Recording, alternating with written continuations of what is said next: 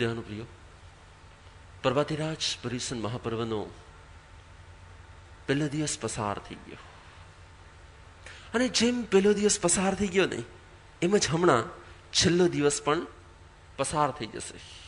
પ્રભાતિરાજ આવે, પ્રભાતિરાજ બિરાજે અને પ્રભાતિરાજ વિદાય લે.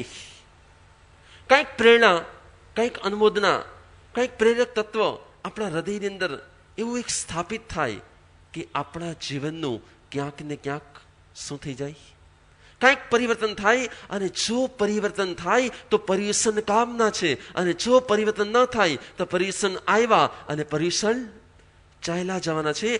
ધર્મના ક્ષેત્રમાં, ધર્મ સાધનાના ક્ષેત્રમાં આવનારી દરેક વ્યક્તિ, ધર્મ સાધનાના ક્ષેત્રમાં આવવાવાળી દરેક વ્યક્તિ ધર્મ માટે કાંઈક કરવા માંગે છે, પરંતુ ધર્મ એ માત્ર ઉપાસનીમાં જ થશે એવું જરૂરી નથી.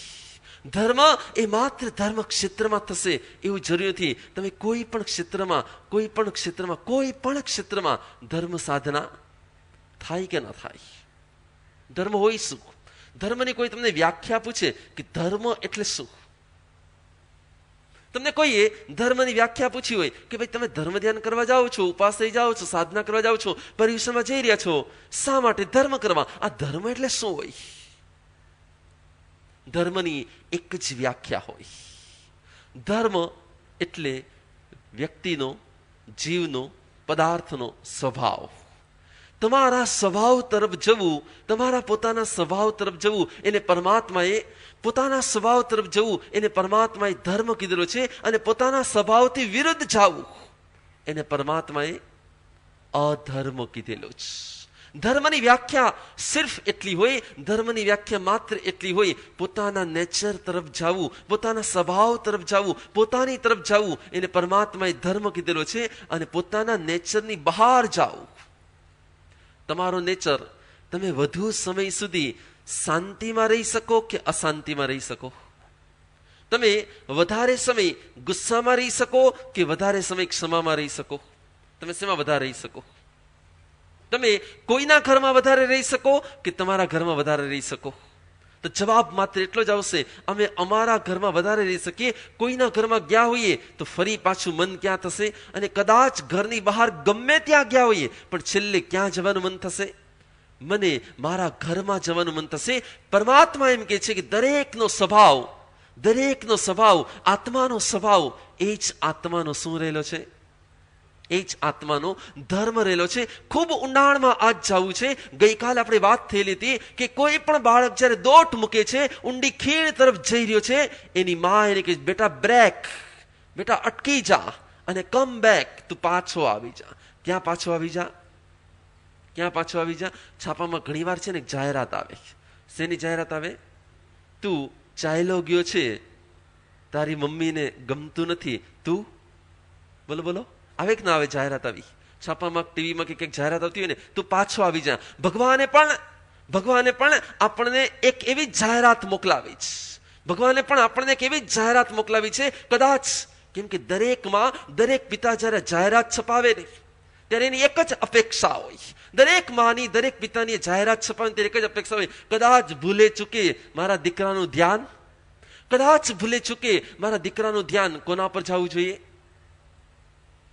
કદાચ ભૂલે ચૂકે મારા દીકરાનું ધ્યાન જો આ છાપાની જાહેરાત ઉપર આવી જાય ને, અને કદાચ દીકરો વાંચી લે તો મારો દીકરો શું કરશે? કદાચ પાછો આવી જાય. બાપને એક આશા હોય, માને એક આશા હોય, પરમાત્માને એક આશા છે. કઈ આશા છે? પરમાત્માને એક આશા છે. કઈ આશા છે? હે જીવ, તું આવી જા, તું પાછો આવી જા. ક્યાં આવી જા? તું તારા સ્વભાવની જે બહાર નીકળો છો ને, તું તારા નેચરની બહાર નીકળો છે ને, તું તારા નેચરમાં પાછો આવી જા, તું તારા સ્વભાવમાં પાછો આવી જા. અને સ્વભાવ તરફ પાછા આવવાની જે પ્રેરણા આપે ને એને શું કહેવાય? પર્યુષણ. જે પોતાના સ્વભાવ તરફ પાછા આવવાની પ્રેરણા આપે એને કહેવાય પર્યુષણ. સ્વભાવ શું છે?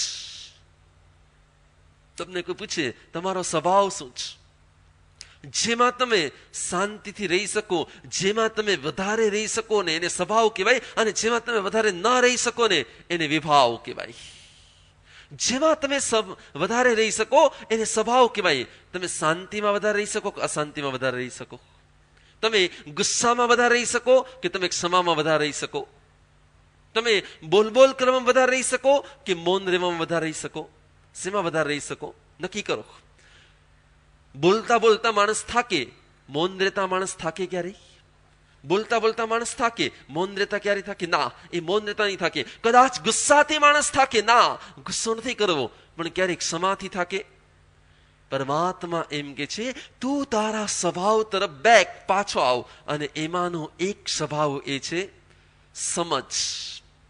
અને સ્વભાવની બહાર નીકળવું એને કહેવાય છે ગેરસમજ. આજે મારો બીજો પોઈન્ટ છે. પાછો આવ, તો તારી સમજમાં પાછો આવ. આજના મોટા ભાગના જીવો સમજમાં વધારે જીવતા હશે કે ગેરસમજમાં વધારે જીવતા હશે? બોલો. આજના મોટા ભાગના જીવો સમજમાં વધારે જીવતા હશે કે ગેરસમજમાં વધારે જીવતા હશે? તમે માનો કે અહીંયા આવતા હતા અને આવતી વખતે રિક્ષામાં બેસીને તમે આવ્યા અને બરોબર અહીંયા આવીને લાસ્ટ મિનિટે, મારી વાત છે કે જ્યારે કોઈ વ્યક્તિ રિક્ષામાં બરોબર અહીંયા આવી, હવે શું થાય? તમે લાસ્ટ મિનિટે નીચે ઉતરા, ઉતાવળ ખૂબ હોય અને તમે એને સામેવાળાને જેટલા રૂપિયા આપવાના હોય એટલા રૂપિયા આપી પણ દીધા, અને કદાચ 5ની કે 10ની એકાદી નોટ તમારથી વધારે દેવાઈ ગઈ, અને હવે રિક્ષાવાળાએ રૂપિયા લઈ પણ લીધા. રિક્ષાવાળાએ રિક્ષા સ્ટાર્ટ કરી અને એ જ સેકન્ડે તમને ખ્યાલ આવી ગયો. શેનો ખ્યાલ આવી ગયો? કે તમારી 1 10ની નોટ વધારે દેવાઈ ગઈ છે. રિક્ષા હજી તો ઉપડે ને એની પહેલા તમે ક્યાં પહોંચશો? કોની પાસે પહોંચશો? એ રિક્ષા પાસે પહોંચ્યા અને રિક્ષાવાળાને તમે માનો કે કીધું પણ ખરું કે મારી 1 10ની નોટ વધારે અપાઈ ગઈ છે. હવે શું થાય? રિક્ષાવાળો હા પાડે કે ના પાડે? રિક્ષાવાળો હા પાડે કે ના પાડે? અને કદાચ માનો કે રિક્ષાવાળાએ ના પડી, ના તે તો જેટલા આપવાના તેટલા જ આપ્યા છે, વધારે 1 પણ રૂપિયો નથી, હું તો જાઉં જ. હવે તમારા મનમાં એ રિક્ષાવાળા માટે શું થાય? છાપ પડી જાય. કેવી છાપ પડી જાય? કે આ મારા. પણ બરોબર રિક્ષાવાળો તો ચાલ્યો ગયો, તો ફરી પાછું પાકીટ બહાર કાઢ્યું, તમે રૂપિયા ગણ્યા અને તમને ખબર પડી કે ના, રૂપિયા તો જેટલા હતા એટલા જ છે, 1 પણ નોટ વધારે નથી દેવાની, 1 પણ નોટ વધારે નથી દેવાની. હવે શું થશે? એક ક્ષણ પહેલા તમે અભિપ્રાય આપી દીધો કે રિક્ષાવાળો કેવો છે? રિક્ષાવાળો કેવો છે? ખોટો જ. રિક્ષાવાળો ખોટો જ. રિક્ષાવાળો ખોટો જ છે. પણ હવે ખોટું કોણ છે? રિક્ષાવાળો છે કે તમે છો? હવે ખોટું કોણ છે? જ્યારે રિક્ષાવાળાને કેવું હતું ત્યારે આપણે 1 સેકન્ડમાં કહી દીધું કે રિક્ષાવાળો ખોટો જ. પણ જ્યારે પોતાને ખબર પડી ગઈ ને કે ના, જ્યારે પોતાને ખબર પડી ગઈ ના, નોટ તો મારી પાસે જ છે, હવે તમે પોતાને કહેશો તું ખોટો છે? સમજાય છે? બીજાને આપણે તરત જ કહી દઈશું, કારણ કે સમજ કરતા ગેરસમજ આપણામાં વધારે છે. સમજ કરતા ગેરસમજ આપણામાં વધારે છે. કોઈ પણ પરિસ્થિતિને ઓળખ કરતા એ પરિસ્થિતિને આપણે ન ઓળખી શકીએ ને એવી પરિસ્થિતિ વધારે હોય છે. જ્યારે આ પરિસ્થિતિમાં કોઈ પણ વ્યક્તિ જીવતો હોય ત્યારે એ સમયે એને શું કરવું જોઈએ? પરમાત્મા કહે છે, કદાચ તને સામાયિક નહીં આવડે તો ચાલશે, કદાચ તને પ્રતિક્રમણ નહીં આવડે તો ચાલશે, કદાચ તને વધારે સાધના આરાધના નહીં કરતા આવડે તો ચાલશે, પરંતુ કોઈ માટેની ગેરસમજ ન કરે ને એ બહુ જરૂરી છે. કોઈ માટેની જો ગેરસમજ થઈ ગઈ ને એ ક્યારેય પણ પર્વાધિરાજ પરિવેશન મહાપર્વ આપણે એક સંદેશ આપીને છે. કારણ કે આખર તો 7 દિવસની સાધના અને છેલ્લે દિવસે 7 દિવસની સાધના અને છેલ્લે દિવસે શુદ્ધિ છે. 7 દિવસની સાધના છે અને 8મા દિવસે શુદ્ધિ છે. 8મા દિવસે શુદ્ધિ થાય ક્યારે? કપડું ધોવામાં જાય તો પહેલી મિનિટે કઈ મેલ ના જાય, પહેલી મિનિટેથી પલળે અને ધીરે ધીરે ધીરે ધીરે ધીરે ધીરે એનો બધો જ મેલ કૂણો પડતો જાય, નીકળતો જાય, અને છેલ્લે ક્ષણે એ મેલ ધોવાઈ જશે. એમ પરમાત્મા કહે છે કે આ 7 દિવસ છે સાધનાના અને 8મો દિવસ છે શુદ્ધિનો. 7 દિવસ સાધના શેની કરવાની છે? કોની માટે ડાક છે? કોની માટે ખામી છે? કોની માટે અંદરમાં ક્યાંક ને ક્યાંક ગેરસમજ છે? કોની માટે મેં કંઈક ધારી લીધું છે? કોની માટે મેં કંઈક માની લીધું છે? કોની માટે કંઈક વિચાર લીધું છે? મોટા ભાગે આપણો સ્વાર્થ જે પૂરો કરે ને આપણને સારા લાગે. મોટા ભાગે આપણો સ્વાર્થ જે પૂરો કરે એ આપણને સારા લાગે, અને આપણો સ્વાર્થ જેને પૂરો ન કર્યો ને એ આપણને કેવા લાગશે? આપણી ઈચ્છા પ્રમાણે જેને કર્યું તે આપણને સારા લાગશે, અને જે આપણી ઈચ્છા પ્રમાણે નહીં કરે એ આપણને ખરાબ લાગશે. પરમાત્મા કે આખા વર્ષ દરમિયાન આવી કેટલી બધી ગેરસમજો, આવી કેટલી બધી અણસમજો, આવા કેટલાય વ્યક્તિ માટેના અભિપ્રાયો. રિક્ષાવાળો ખોટો નથી, ખોટું કોણ છે? રિક્ષાવાળો ખોટો નથી, ખોટો કોણ છે? તો કે હું પોતે જ છું, પરંતુ કમ બેક પાછું આવું કે હા હું જ ખોટો છું, એનો સ્વીકાર કરવો બહુ જ અઘરું છે. પરમાત્મા કે છે આ જે સ્વીકાર આવે, આ જે ગેરસમજ ટળે, આ જે અણસમજ ટળે, એ ટાળવી એ જ પરમાત્માના ધર્મની શું રહેલી છે? એ જ પરમાત્માના ધર્મની શ્રેષ્ઠ સાધના રહેલી છે, જે પોતાની અંતરંગ શુદ્ધિકરણની પ્રક્રિયા બતાવે છે. કઈ પ્રક્રિયા બતાવે છે? એ તમારી અંતરંગ શુદ્ધિકરણની પ્રક્રિયા બતાવે છે. આગમમાં એક બહુ સરસ મજાની વાત છે. આગમમાં એક બહુ સરસ મજાની વાત છે. તમે નામ સાંભળ્યું હશે મહારાજા શ્રેણિકનું. તમે નામ સાંભળ્યું હશે મહારાજા શ્રેણિકનું, અથવા બીજી શબ્દમાં કહેવાય કે સમ્રાટ અશોકનું. બરોબર છે? એ બિંબિસાર, એ શ્રેણિક કહેવાય કે એને ત્યાં એક બાળકનો જન્મ થાય છે. કહેવાય કે એને ત્યાં એક બાળકનો જન્મ થાય છે, અને જે દિવસે માં પ્રેગ્નન્ટ હતી ને એ જ સમયથી માના હૃદયમાં કોઈક અલગ પ્રકારના વિચિત્ર ભાવ આવતા હતા, અને એ વિચિત્ર ભાવને કારણે એ બાળક પ્રત્યે માને દ્વેષ થતો હતો. અને કહેવાય કે જે દિવસે બાળકનો જન્મ થયો ને એ જ દિવસે એ બાળકને ઉપાડી અને ફેંકાવી દે છે. ક્યાં ફેંકાવી દે છે? માં પોતાના બાળકને શું કરાય છે? માં પોતાના બાળકને શું કરે છે? ફેંકાવી દે છે. ક્યાં ફેંકાવે છે? માં પોતાના બાળકને ડસ્ટબિનમાં, ઉકરડામાં ફેંકાવી દે છે. માં અને પોતાના બાળકને તો કે હા, પરમાત્મા કે છે આખર તો દરેક સંબંધમાં કાંઈક ને કાંઈક કર્મના ઉદય હોય છે, અને એ જ કર્મના ઉદય પ્રમાણે એ બાળકને જયારે ફેંકાવે છે, જોજો બહુ જ માર્મિક વાત છે, બહુ જ ઊંડાણ ભરેલી માર્મિક વાત છે, કે જે સમય બાળકને ફેંકાવે, બાળક આખો દિવસ એ ડસ્ટબિનમાં, એ ઉકરડામાં રડતું રહે, આખો દિવસ રડતું રહે, અને આસપાસના જેટલા પણ જીવજંતુ હતા એ આવી અને શું કરતા હતા? તાજા જન્મેલા એ બાળકને ટોચી અરે ખાઈ રહ્યા હતા. બાળક જેમ ટોચાતું જાય, બાળક જેમ એને બટકું કોઈ ભરે એમ રડતું જાય, પણ કોઈ એને બચાવવાનું હતું. સાંજ પડે દાસીને ખબર પડી કે અરે આ તો રાજકુંવર લાગે છે, આ તો રાજાનું બાળક લાગે છે. દાસી ઉપાડી અને ફરી પાછી એને લઈ આવે છે. કોની પાસે? ના, વાત જુદી છે. જે સમયે રાજાને મેસેજ પહોંચે છે, શેના મેસેજ પહોંચે કે રાણીએ તો તાજા જન્મેલા બાળકને ક્યાં નખાવી દીધું છે? દાસી સમાચાર આપે, અને એ સમાચારને સાંભળીને રાજા પોતે એ ડસ્ટબિન સુધી, એ ઉકરડા સુધી આવે, અને ઉકરડામાં જ્યારે નાનકડા બાળકને રડતું જોવે ને, શું કરશે? ઉપાડશે. જોવે છે કે બાળકની આંગળીને તો કુકડાએ ટોચી ખાધેલી છે. એ તરત જ લોહી અને પસ નીકળતી એ આંગળીને પોતાના મોઢામાં લઈને ચૂસી લે છે. એકદમ બાળકને શાંત પડે છે, બાળકના માથા પર હાથ, અને બાળકને લઈને પાછો રાજમહેલ સુધી આવે છે, અને રાણીને કહે છે, રાણી તું મારા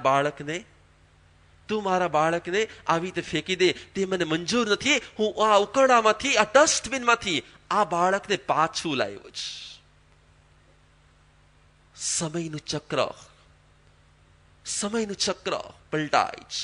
એ જ બાળક મોટો થાય છે, અને મોટો થયા પછી જ્યારે એ સક્ષમ બને છે રાજા બનવા માટે, એ સમય જોવે છે કે મારા પિતા હજી પણ રાજગાદી છોડવા તૈયાર નથી. એ વૃદ્ધ થયા છે, એ વયોવૃદ્ધ થયા છે, પણ રાજગાદી છોડવા તૈયાર નથી. જો આમને રહેશે તો હું પણ ઘરડો થઈ જઈશ, ત્યાં સુધી મને રાજ ભોગવવા નહીં મળે, મહારાજનું પદ નહીં મળે. પોતે એક દિવસ મહારાજને બંદી બનાવી અને જેલમાં નાખી દે છે. પોતે મહારાજને બંદી બનાવીને જેલમાં નાખી દે છે. બહુ જ માર્મિક વાત છે.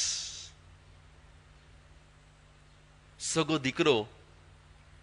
દીકરો પોતાના બાપને ક્યાં નાખી દે છે? પરમાત્મા કહે છે આ સંસારના દરેક સંબંધો, આ સંસારના દરેકે દરેક સંબંધો આખર તો સ્વાર્થના ગણિત ઉપર ચાલતા હોય છે. તમારો સ્વાર્થ પૂરો થાય ત્યાં સુધી સંબંધ ટકે, અને તમારો સ્વાર્થ પૂરો થાય એટલે સંબંધ પણ. જે સમયે પોતાના સગા પિતાને ક્યાં નાખી દે છે? જેલમાં. પર્વાધિરાજ પર્યુષણ મહાપર્વના આજના બીજા દિવસે એક બહુ જ માર્મિક તમને વાત કહેવા માટે આવ્યો છું કે જે સમયે એ પોતાના પિતાને જેલમાં નાખી દે છે, આખા ગામમાં હાહાકાર મચી જાય છે કે એક પિતાને એક દીકરાએ ક્યાં નાખી દીધો છે? જેલમાં. અને જેલમાં તો નાખ્યો છે, ઉપરથી 100 કોરડા દરરોજ મારો એવો ઓર્ડર આપેલો છે. જે બાપ એને ઉકરડામાંથી ઉપાડીને લાવે છે, એ જ બાપને પોતે ક્યાં મોકલે છે? ક્યાં મોકલી દે છે? જેલમાં મોકલી દે છે. આ બની ગયેલી ઘટના, આ 2,500 વર્ષ પહેલા બની ગયેલી ઘટના, બહુ જ માર્મિક એનું સત્ય આપણે બહાર લાવીએ કે જે સમયે એ વાતને દિવસોના દિવસો પસાર થઈ જાય, એકવાર એ દીકરો જેનું નામ હતું, બોલો, જેનું નામ હતું, રાજાનું નામ હતું શ્રેણિક, પરંતુ જે દીકરાને બચાવ્યો ને એનું નામ શું હતું? એનું નામ શું હતું? એનું નામ હતું કોણિક. કહેવાય કે એક દિવસ કોણિક પોતાની માને પગે લાગવા માટે આવે છે. માં રડી રહી છે. માં તું કેમ રડી રહી છે? બેટા, જે પિતાએ તારો જાન બચાવ્યો હતો ને, તું એ જ પેતાનો જાન લેવા તૈયાર થયો છે. જે પિતાએ તારો જીવ બચાવ્યો હતો એ જ પિતાનો જીવ લેવા તો તૈયાર થયો હતો. જે પિતાએ તને ઉકરડામાંથી ઉપાડીને મહેલમાં લાવ્યો હતો એ જ પિતાને તે મહેલમાંથી ક્યાં મોકલ્યો છે? જેલમાં મોકલેલો છે. મને બહુ દુઃખ થાય છે કે જે દિવસે તારો જન્મ થયો એ દિવસે મેં તને મારી ન નાખ્યો, પણ મેં તને ઉકરડામાં ફેંકાઈ દીધો. માટે મારે આજે આ દિવસો જોવાનો. શું થાય? જ્યાં બાળકને ખબર પડે, જ્યાં એ રાજાને ખબર પડે, જ્યાં એ દીકરાને ખબર પડે કે શું આવી ઘટના હતી, શું મારી માતાએ તો મને ફેંકાવી દીધો હતો અને મારા પિતા મને લઈને આવેલા હતા. મનમાં એમ હતું કે મારા પિતા મને રાજ આપતા નથી. ગેરસમજ દૂર થઈ અને સમજ આવી. મારા પિતા તો મારી માટે ઉપકારી છે. મારા પિતાએ તો મારું ધ્યાન રાખવાવાળા છે. મારા પિતા મારો જીવ બચાવવા વાળા છે. જેવી ગેરસમજ ગઈ અને સમજ આવી, હવે શું થાય? દુનિયામાં જેટલી પણ અશાંતિ થાય છે ને, એ સમજથી થાય છે કે ગેરસમજથી થાય છે? દુનિયામાં જેટલા પણ પ્રોબ્લેમ થાય છે, જ્યાં પણ પ્રોબ્લેમ થાય છે, સમજથી થાય છે કે ગેરસમજથી થાય છે? તો કે દુનિયામાં જેટલા પણ પ્રોબ્લેમ થાય છે ને, એ બધી જ જગ્યાએ કાં અણસમજ કામ કરતી હશે અને યા ગેરસમજ કામ કરતી હશે. પરમાત્મા કહે છે પર્વાધિરાજ પર્યુષણ મહાપર્વના આ દિવસોમાં, આખા એ વર્ષ દરમિયાન તારી ગેરસમજ ક્યાં થઈ છે? તારી અણસમજ ક્યાં થઈ છે? ક્યાં સંબંધ તારા બગડ્યા છે? ક્યાં તને પ્રોબ્લેમ ઉભા થયા છે? કમ બેક, તું પાછો આવ. કમ બેક, તું પાછો આવ. તો તારા સ્વભાવમાં પાછો આવી જા. જ્યાં પણ તને પ્રોબ્લેમ ઉભા થયા હતા ત્યાંથી તારે રિટર્ન આવવાનું છે. ત્યાંથી તારે પાછું આવવાનું છે. તારે સંબંધને વધારવાનો નથી, પણ સંબંધને સુધારવાનો છે. તારે સંબંધને વધારવાનો નથી, પરંતુ સંબંધને સુધારવાનો છે. શું કરશે હવે? દીકરાને ખબર પડી ગઈ કે મારી ગેરસમજ હતી. મારા પિતા તો મારી માટે આટલો પ્રેમ રાખવા વાળા છે. દીકરો શું કરશે હવે? 3 મિનિટ બાકી છે. દીકરો શું કરશે હવે? જ્યારે એકવાર ગેરસમજ ટળે છે ને, ત્યારે વ્યક્તિ અંદરમાંથી પ્રેમ સભર થવા લાગે છે. જ્યારે એકવાર ગેરસમજ ટળે છે ને, ત્યારે વ્યક્તિ અંદરથી પ્રેમ સભર થવા લાગે છે. અને યાદ રાખજો, જ્યાં જેની સાથે પ્રોબ્લેમ હશે ને, જ્યાં જેની સાથે પ્રોબ્લેમ ઉભા થયા હશે ને, એમાંના 90% પ્રોબ્લેમ ગેરસમજને કારણે જ ઉભા થયા હશે. જેમ જેમ સમજ વધે છે ને, એમ પ્રોબ્લેમ, જેમ જેમ સમજ વધે છે એમ પ્રોબ્લેમ સોલ્વ થયા વગર રહેતા નથી. આપણે જ પ્રોબ્લેમ ઉભા કરીએ છીએ અને આપણે જ પ્રોબ્લેમને સોલ્વ કરી શકીએ છીએ. આપણી જ ગેરસમજ પ્રોબ્લેમ ઉભા કરે છે અને આપણી જ સમજ પ્રોબ્લેમને સોલ્વ કરી નાખે છે. જે સમયે ખબર પડી હશે કે મારા પિતા તો ઉપકારી જ, હવે દીકરો શું કરશે? હવે દીકરો શું કરશે? જશે કે નહીં જાય? કોની પાસે જશે? કોની પાસે જશે? દીકરો વિચારે છે કે લાવ અત્યારે ને અત્યારે હું મારા પિતા પાસે જાઉં, ભલે જેલના બધા જ બાકીના બધા અધિકારીઓ તો મોડા આવતા હોય, ભલે 10 વાગે આવતા હોય, હું વહેલી સવારમાં અત્યારમાં જ જાઉં છું. ક્યાં જાઉં છું? હું જેલમાં જાઉં છું અને મારા પિતાને છોડાવું છું. પરંતુ જય જેલ સુધી પહોંચે છે, બધા જ તાળા મારેલા હતા, બધી જ જગ્યાએ તાળા મારેલા હતા. હવે શું થાય? દીકરો પાછો ફરે છે, એક મોટો કુહાડો પડેલો હોય છે, કુહાડાને જોવે છે અને કુહાડો ઉપાડીને આવે છે. ધડ ધડ કરતા 1-2 તાળાઓ તોડે. જ્યાં દૂરથી પિતા નિહાળે. આજ સુધી દીકરાની ગેરસમજ હતી અને પિતાની સમજ હતી. આજ સુધી દીકરાની ગેરસમજ હતી, પિતાની સમજ હતી. હવે ઊંધું થઈ જાય છે. આ આખોય સંસાર જો ભરેલો હોય ને તો ગેરસમજથી ભરેલો છે. અને આ સંસારના જેટલા પ્રોબ્લેમ ઉભા થાય છે ને એ મોટા ભાગના ગેરસમજથી ઉભા થતા હોય છે. જો સંબંધો બગડા હોય, જો બોલવાનો વ્યવહાર ન રહ્યો હોય, જો સામે જોવાનો વ્યવહાર ન રહ્યો હોય, અને જો આંખ તણખા ઝરતી હોય, તો માનવાનું કે ક્યાંક શું છે? ક્યાંક ગેરસમજ છે. પર્વાધિરાજ પર્યુષણ મહાપર્વના આજના આ સંદેશમાં માત્ર એટલો સંદેશ છે કે મારે સમજ વધારવાની છે અને ગેરસમજને ઘટાડવાની છે. જેમ જેમ મારી ગેરસમજ ઘટતી જશે એમ મારા સંબંધો પણ શાંત થવા લાગશે, સંબંધો સુધરવા લાગશે. અને જેમ જેમ સંબંધો સુધરશે ને એમ મારી શાંતિ પણ. જેવો કુહાડો હાથમાં લઈને 2 તાળા તોડ્યા ને જ્યાં અંદર પહોંચે, દૂરથી પિતા જોવે છે કે દીકરો માર કરતા આવે છે, એકદમ તાળા તોડી રહ્યો છે. ક્યાંક મારો દીકરો મને રીબાવીને મારે, ક્યાંક મારો દીકરો આ કુહાડે મને મારે, નક્કી મને મારવા માટે આવતો લાગે છે. શેની માટે આવે દીકરો? છોડાવવા માટે આવે છે કે મારવા માટે આવે છે? શેની માટે આવે છે? દીકરો છોડાવવા માટે આવે છે કે મારવા માટે આવે છે? દીકરો છોડાવવા માટે આવે છે. પણ બાપ શું માને છે કે આ મને બસ હંમેશાને માટે એવું બનતું હોય છે. તમારા મનમાં કોઈક વ્યક્તિ માટે એકવાર ખરાબ છાપ પડી ગઈ ને કે આવા જ, આ વ્યક્તિ આવી જ, આનું આમ જ, એટલે હંમેશા તમે શું ધારશો, શું વિચારશો, શું માનશો? વ્યક્તિ બદલાઈ શકે છે, વ્યક્તિ બદલાઈ શકે છે, વ્યક્તિના વિચાર બદલાઈ શકે છે, વ્યક્તિનું થિંકિંગ ચેન્જ થઈ શકે છે, પણ આપણે સ્વીકારી શકતા નથી. બસ જ્યાં એ બાપને જોવે છે કે એના હાથમાં હાથકડી છે, કુહાડો લઈને સીધો એ બાપને હાથકડી છોડાવવા માટે આગળ વધે છે. પિતાને એમ થાય છે કે આ મને મારવા માટે આવી રહ્યો છે. જો એ મને મારે અને હું એના હાથે મરું એના કરતા હું મારી જાતે મરી જાઉં. કહેવાય કે એના હાથમાં વીંટી હતી અને એ વીંટીની અંદર તાલપુટ નામનું એક ઝેર હતું. અને તાલપુટ ઝેરનો એક નિયમ હોય કે તમે મોઢામાં મૂકો ને એટલે સેકન્ડના 1,00,000મા ભાગમાં વ્યક્તિ ઓફ થઈ જાય. પહેલાના રાજાઓ પોતાની વીંટીની અંદર આ ઝેર રાખતા કે કોક વાર એવી પરિસ્થિતિ આવી જાય તો બીજાના હાથે મરવું એના કરતા પોતાના હાથે મરવું બહેતર માનતા હોય. એ હાથમાં જે વીંટી હતી એ વીંટીનું બટન ખોલે જ. અને હજી તો દીકરો કાંઈક વિચારે, કાંઈક દૂરથી પિતાજી નહીં કરવા જાય એની પહેલા તો બસ ત્યાં ને ત્યાં પિતા ઢળી પડે છે, મૃત્યુને શરણ થઈ જાય છે. જેને જીવન આપ્યું હતું એને જોઈને પોતાનું મોત વહાલું કરી લે છે. કોના કારણે? સમજને કારણે કે ગેરસમજને કારણે? આ સંસારના જેટલા પણ પ્રોબ્લેમ છે ને એમાંના 90% પ્રોબ્લેમ આ ગેરસમજને કારણે હોય છે. પર્વાધિરાજ પર્યુષણ મહાપર્વના આજના બીજા દિવસે મારો તમને એટલો જ સંદેશ છે, એટલો જ સંકેત છે. સમજને વધારો અને ગેરસમજને ઘટાડો.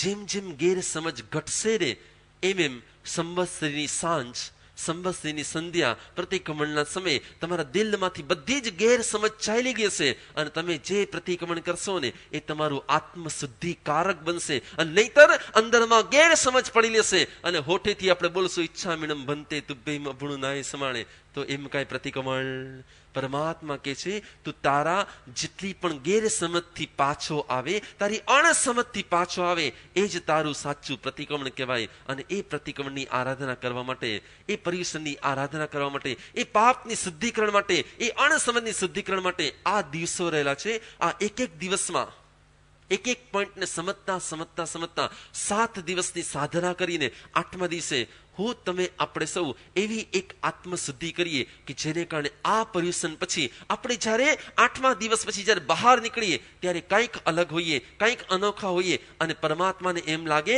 કે મેં જે છાપામાં જાહેર ખબર આપેલી હતી કે એ દીકરા તું પાછો આવી જા, મારો દીકરો મને પાછો. બસ આ ભાવન અંતરમાં ધરી આપણે સૌ આ પર્યુષણની આરાધના કરતા કરતા આત્માને પાવન કરીએ. એ જ મંગલ.